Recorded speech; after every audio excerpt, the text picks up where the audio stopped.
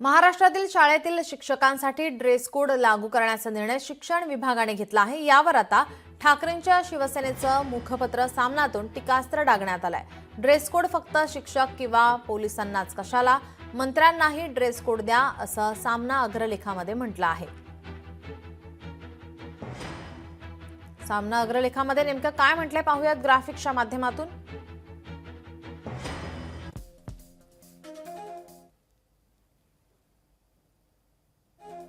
गणवेश म्हणजे dress code फक्त शिक्षक किंवा पोलिसांनाच कशाला, IAS अधिकाऱ्यांनाही गणवेश द्या आणि मंत्र्यांनीही स्वतःचा गणवेश ठरवावा।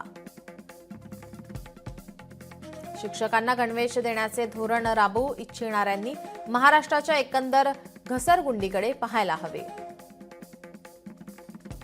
मंत्र्यांच्या डोक्यातून कधी काय बाहेर पडेल याचा नेम नाही। शिक्षणाचाच नव्हे तर सगळाच खेळखंडोबा चालला आहे।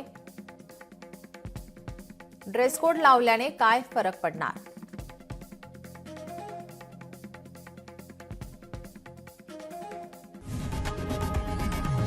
लोकशाही मराठी ऐका, पहा, जागरूक रहा।